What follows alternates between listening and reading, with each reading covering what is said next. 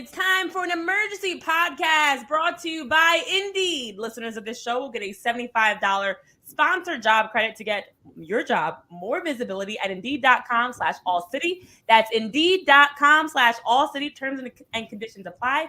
And if you need to hire, you need Indeed. Well, you know what we don't need to worry about anymore? The debut of Cavan Sullivan. Tonight, the Philadelphia Union had the return of Andre Blake to the starting lineup. A whopping 5-1 victory over the New England Revolution behind a hat trick by Ty Baribo. But the storyline that trumps it all as they broke their 9-game winless streak at Subaru Park, 10-game winless streak across the regular season, was the debut of 14-year-old Cavan Sullivan. Cavan Sullivan's history tonight. The 5th youngest player to sign a first-team contract in MLS history, became the youngest player ever to debut, not just in the MLS, at 14 years old and 293 days. He also became the youngest player across all North American sports. That's MLS, MLB, NBA, NFL, NHL, and WSL. Cavan Sullivan, a huge moment for him, a huge moment for the Union. That is just spectacular to have witnessed the 14-year-old take the pitch. Guys, Andrew Frazier, JP Zapata, myself, Renee Washington, bringing you all the excitement around this breaking news story. We were wondering when it was going to happen as the game opened up, especially with that third goal by Ty Baribo. You had the Union in a good spot. They answered back. They're up 4-1. It's the second half. It's pretty early. How do you feel now that we know? Game is over, and we now had a chance to see Cavan Sullivan take the pitch. Excited, happy, and cannot wait for the future. I am so happy that this kid is finally here. And what a night for him to come in, a 5-1 victory, just an all-around shooting display. It was a great time, and it's here, guys. He's here. No more waiting.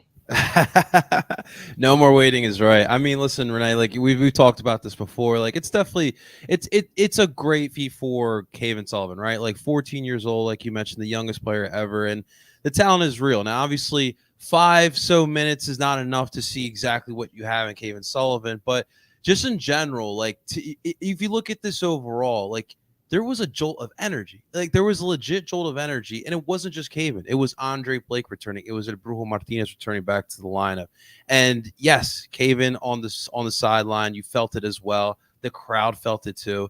And we kind of got this underway. And I think now that we had the MLS debut, now everyone wants to see, okay, what does Cavan look like for 10 minutes? What does he look like for 20, 30 minutes? You know, what does he look like as a starter? I know some people are already thinking about that, but the hype has been spoken, right? And now we're seeing it before our eyes, and we'll see what's next for Cavan Sullivan. But this is definitely something that we should celebrate as a club. Yeah, this is huge. This is huge. I mean, it wasn't too long ago that we were trying to figure out how to say this kid's name and trying to figure out how do we pronounce it. And now Cavan Sullivan is a household name. He's a guy that we have watched with Union 2 scoring miraculous goals, and also has now been able to step into MLS play as well. And to see him be able to have this moment, it's huge. It's phenomenal. It's fun. And I think it could not have come at a better time, because this is a game, again, as this game opened up, I was like, this is the time. Because now it's 5-1. And I'm not saying he's not good enough to go into a closer game, but the vibes are already so high. This team has been wanting to get back into the win column. This fan base has been wanting something from them. And so today felt like a pinnacle moment to turn the page. And I think to bring Cavan in off the bench, even though it was in the 85th minute, still allowed them to capitalize on the moment. Now you not only show, okay, we can score goals, we can get wins. This is what we can look like with Jose back and a healthy Andre. And now also to be able to add in Cavan in the mix was like the icing on the cake for a phenomenal, fun night that you can walk away from feeling good. I literally was like, you know what? After all these weeks of complaining, I'm feeling great about the Union. They're going all the way. Listen, it makes you We're back. Feel like anything is possible with how tonight was such a special moment for this group.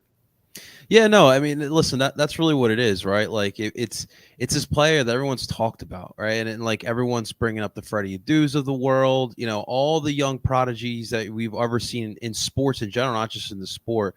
We've all talked about with Cavan Sullivan. And yeah, it overall, like tonight, just brought like back like just those old memories of not that long ago. You look at even like last year, 2 years ago, especially. I mean, for Christ's sakes, we went in the second half with a 3-0 lead. Like that felt a lot like 2022, and all of it had to do with Cavan Sullivan. So now, like, and it's funny, like how the whole night played out, right? Like we're all texting each other, right?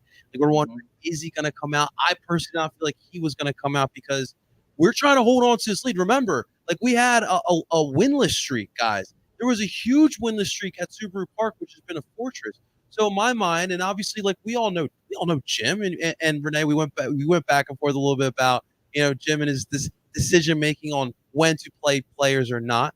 But I just thought that with the way Jim is, he's not going to put Cavan out there. He's trying to secure this win. But 5 minutes left. It was honestly perfect time. It was a 5-1 lead, and that was perfect time for Cavan Sullivan to go out there.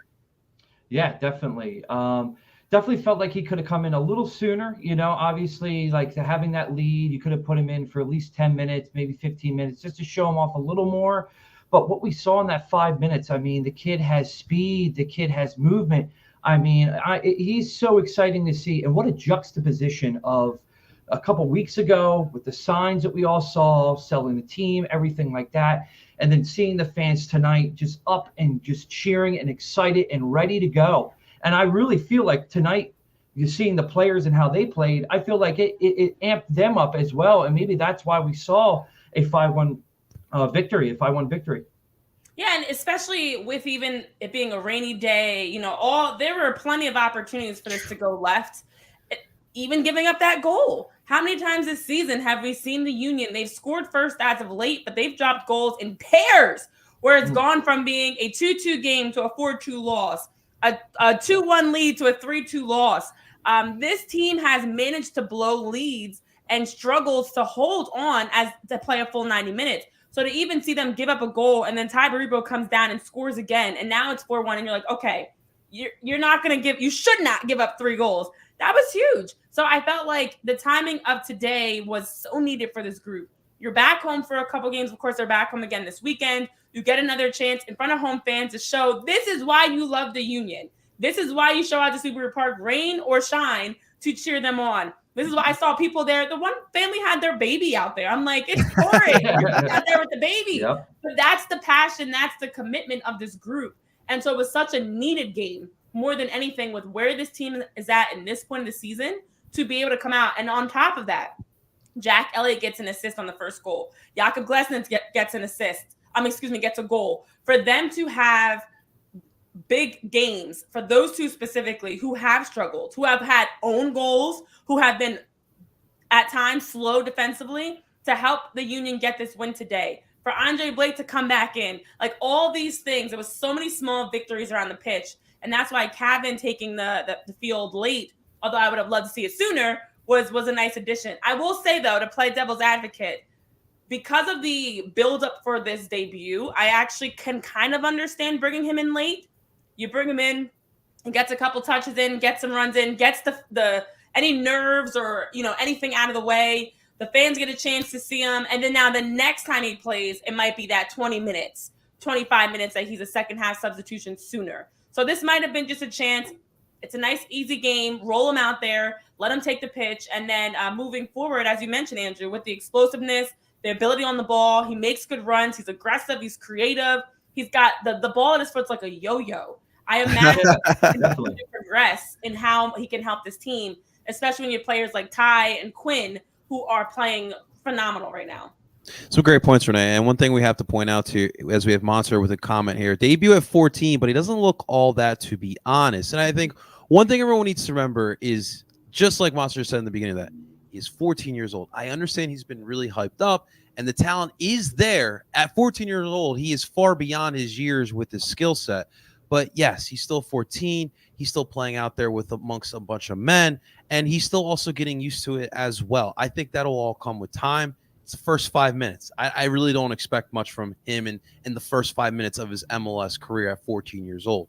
But I think one question that we can kind of speculate and talk about and debate going forward is, what position is he? Because that was part of my mindset of how's he going to get in this match? How is he going to sub in? What position he's going to sub in for?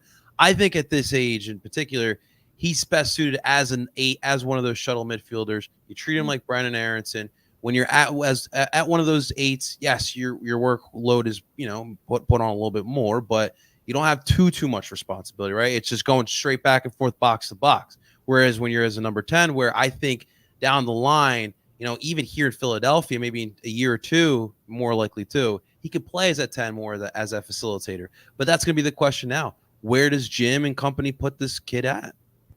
Yeah, and you think about it too. You just said he's 14 years old. He's going to grow. He's going to get bigger. He's going to get faster. He's going to get stronger. You know, and you don't want to put him in that position yet, at that striker position, or, you know, at a 9 or something like that, because, you know, he might not be fit for that spot. But get him in a midfield spot. Get him in an area where he can get some taste of the game. Understand that I'm in with these bigger guys, with these older guys, these stronger guys. I haven't played with a sample like this yet. You know, give him that taste, and he's going to grow into that position. I mean, if y'all saw Euros, we saw Yamal. I mean, he, 16, 17? I mean, this is the ceiling that we're looking at for this kid, for Cavan, is exactly like him. I mean, it's going to be similar. I think the key is you have to give him time. And I know the MLS tweeted out the list of the youngest players. So just to read, the youngest players to make debuts in Major League team sports history. Yes. So we've got, for the NWSL, just recently actually, Melanie Barcenas made her debut with the San Diego Wave. That was, I believe, at the beginning of this season that she became the youngest across the NWSL. In the NBA, we all remember Andrew Bynum when he was 18 years old in 6 days. Ooh. I remember that like yesterday, actually. With the NHL for hockey with the San Jose Sharks at 18 years old, 16 days was Patrick Marleau.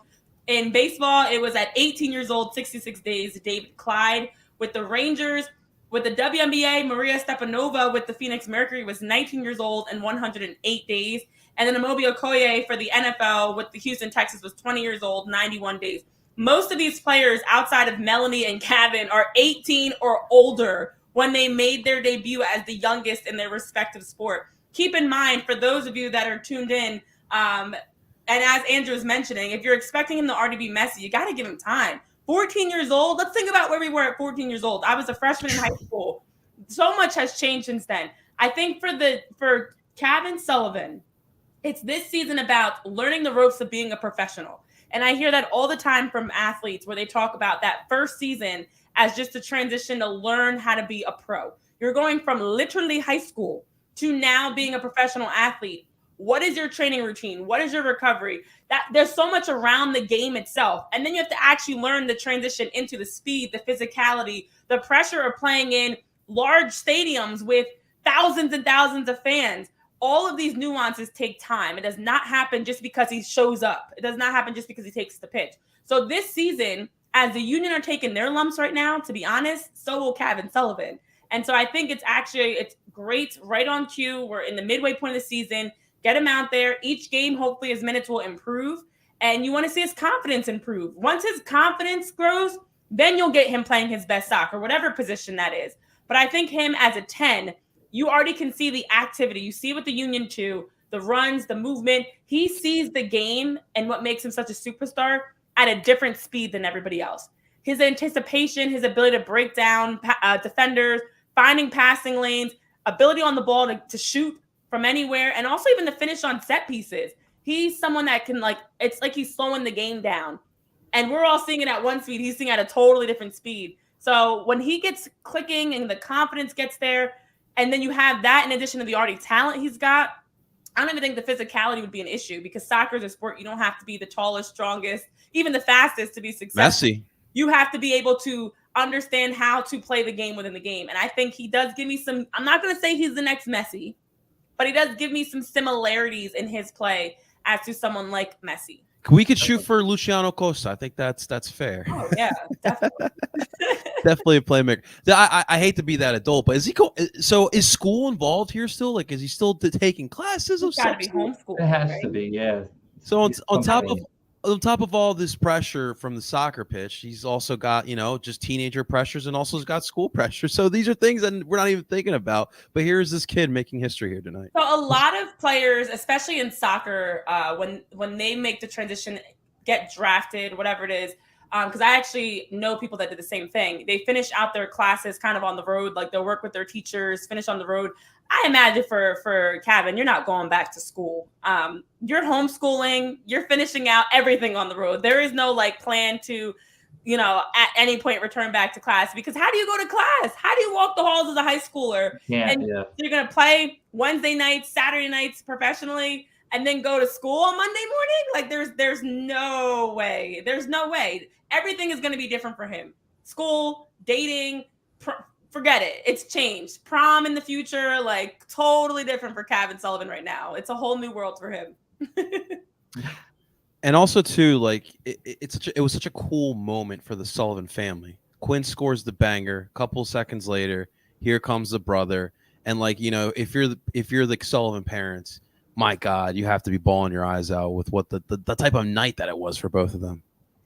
Well, I think that's a big part of it. And you love that moment when Quinn scores that incredible goal in transition, does a good job regaining his composure, because he had the initial inside lane, but the first touch bounces off awkwardly. That was such a mature play by him. Able to reset, face up his defender, create enough separation, and finishes it, buries it, but then immediately goes to the corner to celebrate with Cavan. They had a nice little goal celebration going on together. And then here comes Cavan moments later. It's kind of like Big Brother's got you in this moment. I know that you're on the doorsteps of coming onto the pitch. Let me help. Let me help expedite this process for you, little bro. I got you. So it also even felt like a Big Brother moment for Quinn to help get Cavan onto the field. Because I don't know if he was going to go in, to be honest. I feel like that fifth goal was kind of like, all right, we got to get Cavan out there. This game is over. Let's put him out there for, for the remainder of this game. Yeah, I mean, it's such an awesome feeling for the brothers, to be able to play with each other. I mean, you got to think about it. I know for me, like, how many times did you fantasize with your brother or your sister when you're younger, you're out there playing in the backyard or something like that, and you're we're in the Super Bowl, we're in the NBA Finals, we're in all this stuff. And for them, it was probably the same thing. They were probably fantasizing about, what if we played together on the same team? Look at them now. Now they're playing on the same team. And, he gets to have his debut with his brother. And it's just a really great overall just experience for both of them. Really cool. I had a chance to play with both of my older sisters. They're twins.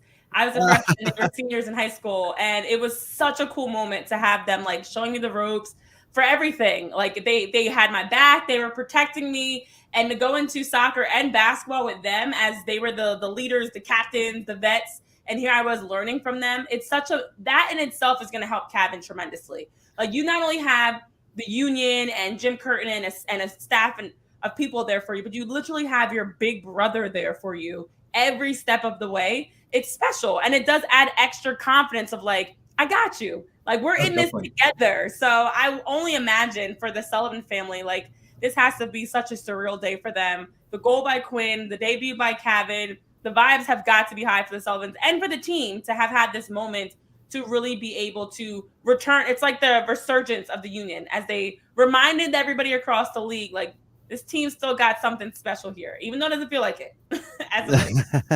Well, of course we have to bring this up, Renee. I mean, like, my man Cavan came in dripping here tonight, okay, with the cargo pants, the quarter good. Half he zip. He has a good fit though. He does. I was thoroughly impressed by Mr. Cavan Sullivan there.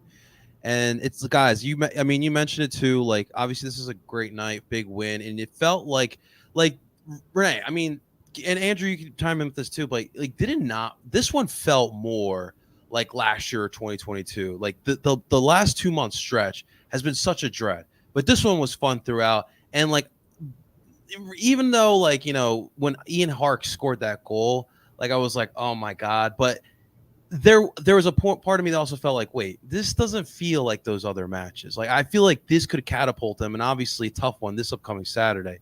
You got Nashville. Yeah. It's Andre Blake.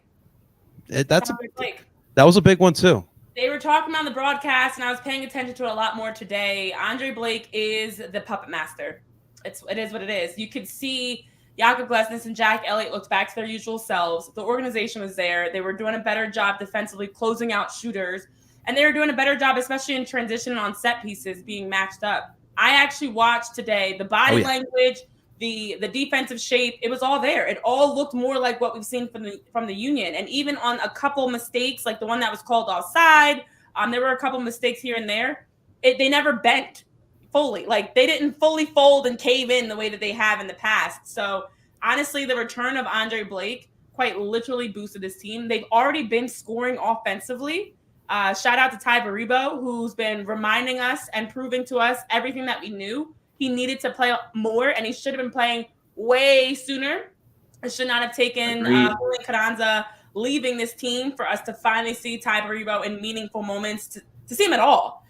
So the offense has been there, and it's been built around Ty. Not even like Danny, Mikel Ua, Quinn Sullivan, they're all the complementary pieces to Ty. He's got the runs. He's got the aggression. He's attacking the ball. He's wanting to score. They've had that, but they haven't had the defensive side as a unit. And today, even Jose Martinez was doing a lot less ball watching as a team. Jose and the back four were doing a better job, Leon Flock, of closing down, staying on their feet, and not having those kind of like cop-out moments. So I felt like in the past, it was like, oh, man, I tried. No, today they were actually stepping up and making big plays defensively. I was going to say, got to give some roses to Jose because, listen, Andre was huge. But then having Jose in front to keep things calm, too, that was definitely big as well. As our man Vince checking in here in the comments section. And I love this question because I love when people want to learn about the sport. And for the newbies, the position, the number 10. Oh, love that position. What are we talking about when we say the number 10? Oh, you're asking me? All right, whoever wants to take it. Think Messi, think Carly Lloyd, think of the number soccer-wise, actually, much like in basketball, how you have 1, 2, 3, 4, and 5. Baseball, you have it as well. Once you have all the pitchers. Soccer's the same way. Every position has a number. And the number 10 is the attacking center midfielder, the person that is in the middle of the field that is just running all over. Again, Messi's the best example of the true number 10 of a player that's got the green light to get up and help you score goals and get back and help you defend. They make good final passes. They make good final runs. They are everything. They're the general. They're the quarterback of the team. They're one of the most important positions of the team as well. And so for Cavan Sullivan, he's definitely got the makeup of a true number 10 of being like how Messi or Danny Gazdag or whoever you want to point to just controls the play, controls the tempo, controls possession. But it's a great question because a lot of people don't understand, but I always say it's every sport has numbers for every position. Soccer is no different. So jealous of those players, the way they just pass the ball, their touch, and also because you have to make some big passes in some tight, small spaces. So it's a very tough position to play. Definitely. All right, guys, as we wrap up, final thoughts on the day, because today was an exciting one, but we've got to process all this information and come back at it again later. Final thoughts on a 5-1 victory for the Union. A hat trick by Ty Baribo. Should have been a clean sheet by Andre Blake, but we'll take the fact that he was just back in general. And then, of course, the debut of Cavan Sullivan. Everything, I don't know many negatives about this game for the Union, but final thoughts for each of you. Yeah, I mean, final thoughts. I mean, obviously, this team was in the dumps for a couple weeks here, and I think this was a jump start for them, having Cavan coming out there, getting this 5-1 win. I know it was over New England, but I think it's something that's going to propel them for the next upcoming weeks, and we're going to hopefully see some major success, with this team. Listen, we swept New England, right? Like, that's great. We swept New England, and we have one more match before the tournament no one asked for, okay? But we still have to play in it. And so it's important that I said it on Twitter today, too, because someone asked me if I feel the Union can still make the playoffs. Yes, but it has to start, like, the end of this month. And this was a great start. You get a win here. You get yourself a result against Nashville. You head into Leagues Cup, and then we come back into the final 2 months of play, and then you let the rest handle its course. But you do have a lot of veteran players, and you really hope that what you saw tonight, there was a genuine spark down at Subaru Park. You genuinely hope that is exactly what they are going to need. And look, we saw what happened when El Brujo and Andre came back. That back line looks so much more cohesive. The attack has not been so much a worry. And look, if Ty Baribo is going to step up in this way, guys, I mean, I still not too comfortable. But that's a topic for another show. But overall, I feel like this is a perfect way to jumpstart what could be, us sneaking in the playoff. 9 teams, guys. 2 teams at the final are in that little playing game. So you just got to make it to the 9th seed. And I think now we're like 5 points out of that, 4 points out of that, double check, but we're not too far off from that. I'm on it now. That's the key point there as you make the comment, JP. The Union just have to get into the playoffs. Right now they've jumped. Of course, there are still games that are in action. They're not all done yet. It is still early. There's some later games on the West Coast. RSL looking at you. But now the Union have jumped from last in the East at number 15 to number 13. They are just a couple of points out of that number 9 seed because they can, of course, get at the very least a play-in spot. But with now having a nice whopping 5 wins, 9 draws, and 10 losses, they have 24 points on the season. And guess what, guys? The number 9 spot held by Nashville. It's big Saturday. Play on Saturday has 26 points. So if the Union, I'm not, don't want to get ahead of myself, we have a chance on Saturday to steal points from a team that is directly in the hunt with you in the playoff contention in that bottom of the barrel crew. So if they can get 2 more points, you can really jump the table tremendously. You can end up with as many as 27 points this weekend, which could have you as high as 8th place, depending on how the rest of the week shakes out. So exciting times. They are out of the dumpster slowly but surely. But there's lots of soccer left to be We are so back. We're back, baby. We're back. Championship, here we come. No, just kidding. We hope. That would be quite a story. But the Philadelphia Union make history today. Again, Cavan Sullivan, 14 years old and 293 days, makes him the youngest player to ever debut in a North American professional league. It's bigger than the Union. It's bigger than MLS. It's all of North America that we are seeing the youngest for Cavan Sullivan. The Union win 5-1. They break their 10-game winless streak. They also break their 9-game winless streak at home. That dates back to March 18th. Is that what I have written down? I can't read my own writing. March 30th, excuse me. March 30th was the last time the Union won at Subaru Park. It's been months since they won at home, but that ended today. So lots of positives to take away from today. I know Jim Curtin is speaking right now post-game as well. And then we will be back Monday officially with our live show because we've got a lot to unpack from today alone. And this weekend, a huge must-win game for the Union to steal points, climb the table against Nashville. Thank you guys so much for tuning into our emergency podcast here at PHOI Union. Talking history here with Cavan Sullivan, the 14-year-old sensation in the Philadelphia Union. We'll see you guys back much sooner than later here. Monday, 2 p.m. live for Andrew, JP, myself, Renee. So long from a historic Philly and the Union making some major moves, guys. See you next time. Dude.